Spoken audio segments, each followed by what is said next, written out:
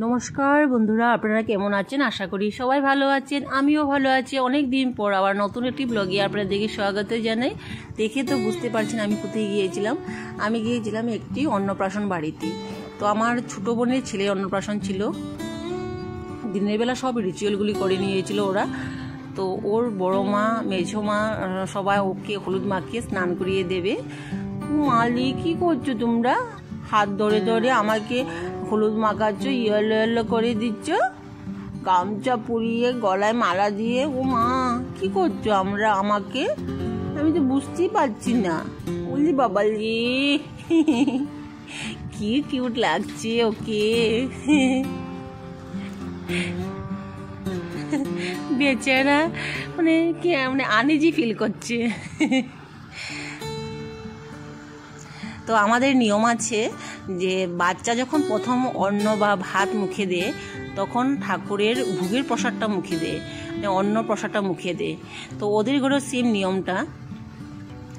তো এই দিন আর কোনো আমিষ মুখে দেওয়া হবে না, মাছ মাংস কিছুই থালি সাজিয়ে দেওয়া হবে না।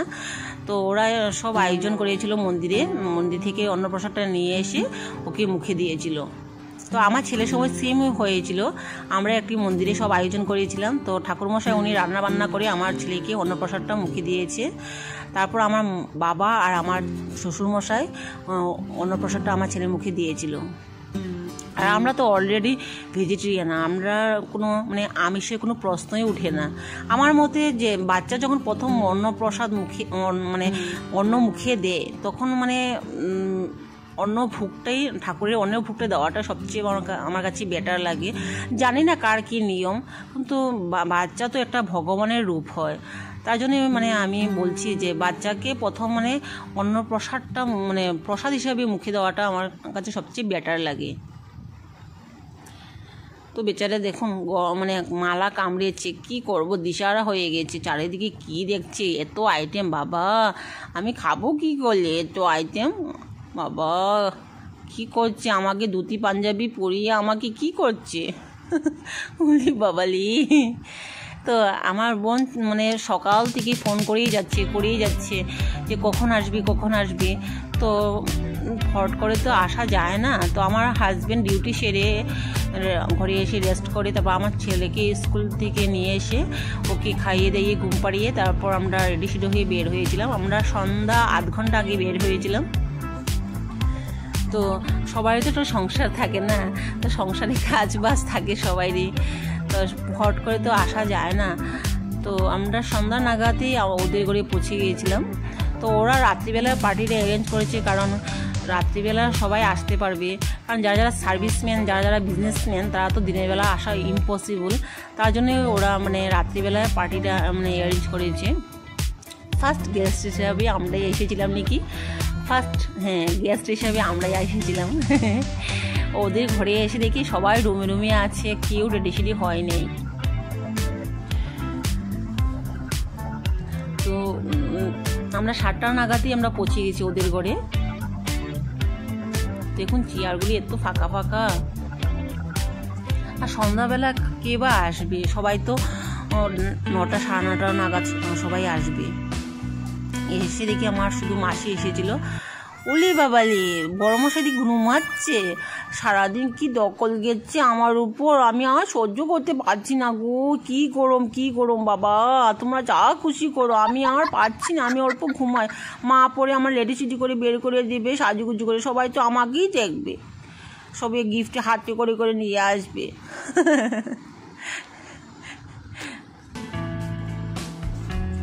কি সুন্দর করে ডেকোরেশন করেছেন দেখেন। ওদের বাড়িতেই পার্টিটা অ্যারেঞ্জ করেছে।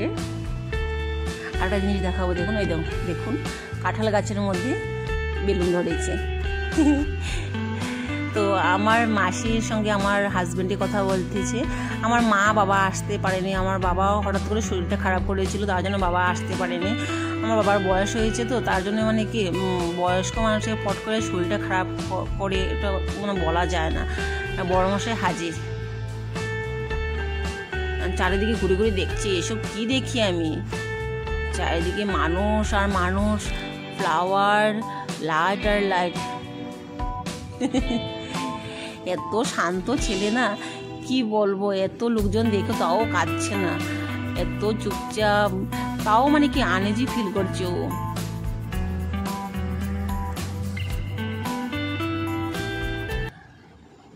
তো আমার বোন আর বোনের জামাইকে খুব সুন্দর লাগছে, দেখুন ম্যাচিং করে করে ওরা ড্রেস পরেছে। ও মা গো, আমি তো জুতো পরিনি, বাবা মানুষই কি বলবে, আমি জুতো পরিনি, আমার মাথাটা শেষ হয়ে গেছে।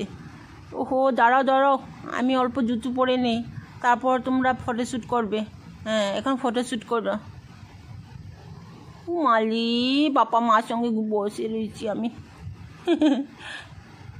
আমাকে কীরকম লাগছে বলুন তো, কমেন্ট করে জানাবেন। আমার বড় মশাই ক্যামেরা নিয়ে ব্যস্ত, এই ফটো তুলেই যাচ্ছে। এই দেখুন চারদিকে ক্যামেরাম্যান, এই দেখুন। এত সময় পর আমার পাপাকে নিয়েছি কুলি।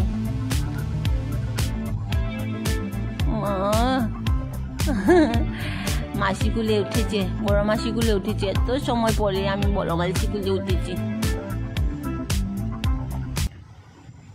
একটা কাণ্ড দেখবেন, এই দেখুন আমার ছেলের কাণ্ড। আমি পাপাকে ছাড়া আর কিছু বুঝি না, আমি কারো কুলে যাব না, কারোর সঙ্গে কথা বলবো না, কারোর সঙ্গে কোনো বাচ্চার সঙ্গে আমি খেলা করবো না, আমি শুধু আমার পাপার সঙ্গে থাকলে মা কোথায়, মার সঙ্গে থাকলে পাপা কোথায়, এইসব। ঘরে থাকলে মানে মুখে থেকে খই ফুটে, ওর মতন হনুমান আর নেই। আর কোথায় গেলে মানে পুরো সাইলেন্ট হয়ে যায়, এইসব। মানে ওর বাচ্চা মনে হয় ওরকমই হয় নাকি। ব্যাগটা আমার দাও তো, ব্যাগটা আমাকে দাও, আমাকে সবাই গিফট দিবে, আমাকে দাও গিফট দাও। কে কি গিফট নিয়ে এসেছো দাও আমার গিফট। আমার ছেলে কাণ্ড দেখুন কি করছে।